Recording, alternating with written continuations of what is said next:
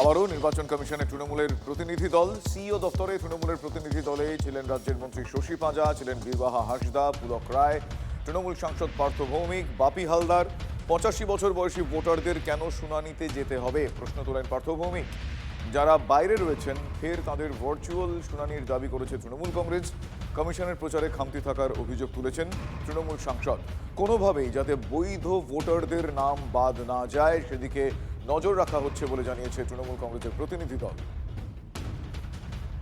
জারি করা হয়েছিল যে 85 বছর যাদের বয়স তাদের আর হিয়ারিং সেন্টারে আসতে হবে না, তাদের বাড়িতে গিয়ে হিয়ারিং হবে। সেই সময় আমাদের পরিষ্কার বক্তব্য ছিল যে যারা অসুস্থ, যাদের অপারেশন হয়েছে, তাদের আপনারা এই তালিকায় রাখবেন না। কেন কবি জয় গোস্বামীকে হিয়ারিং সেন্টারে যেতে হবে তিনি অসুস্থ হওয়া সত্ত্বেও? আমাদের ওনারা জানালেন যে ওনারা 85 ইয়ার্সের সাথে এটাও ওনারা নোটিশ করেছিলেন, অর্ডার দিয়েছিলেন যে যারা অসুস্থ তাদের বাড়িতে গিয়ে হিয়ারিং হবে, তাদের হিয়ারিং সেন্টারে আনা হবে না। আমরা বলেছি এই স্পেসিফিক অর্ডারটা আপনাদের এইআরও লেভেলে কিংবা বিএলও লেভেলে নেই, আপনারা সেই অর্ডারটা ক্যারি আউট করুন। আমরা এটা পাবলিকলি প্লেস করে বলে দিচ্ছি যাদের অপারেশন হয়েছে, যারা অসুস্থ, তারাও তাদের সংশ্লিষ্ট বিএলওকে জানান যে আমি হিয়ারিং সেন্টারে যেতে পারবো না, আমার বাড়িতে এসে হিয়ারিং হোক। যারা পড়াশোনার জন্য বাইরে আছেন, যারা চাকরি সূত্রে বাইরে আছেন, যারা বিভিন্ন কাজে বাইরের রাজ্যে কিংবা বাইরের দেশে আছেন, তাদের হিয়ারিংয়ের জন্য এখানে না ডেকে তাদের ভার্চুয়াল হিয়ারিং করা হোক। কারণ তাদের বাড়ির লোকেরা যে এনুমারেশন ফর্ম ফিল আপ করেছিলেন সেখানে তাদের ফটোগ্রাফ আছে। অতএব আপনি যখন ভার্চুয়ালি তাদের হিয়ারিং নেবেন, আপনি ফটো দেখিয়ে মিলিয়ে নিতে পারবেন যে সেই লোক কিনা।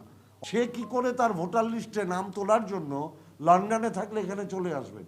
তার এই যে বিশাল পয়সা খরচা, এটা দায়িত্ব কে নেবে? তাহলে আপনি তার ভার্চুয়াল হিয়ারিং করান।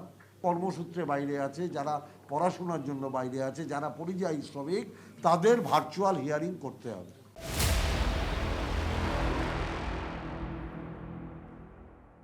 বহুতলে ভোট গ্রহণ কেন্দ্র তৈরি নিয়ে আজকের মধ্যে রিপোর্ট চাইলেন ডেপুটি নির্বাচন কমিশনার জ্ঞানেশ ভারতী। কোনো বাড়তি সময় নয়, আজই জেলা নির্বাচনী আধিকারিকদের রিপোর্ট দেওয়ার নির্দেশ।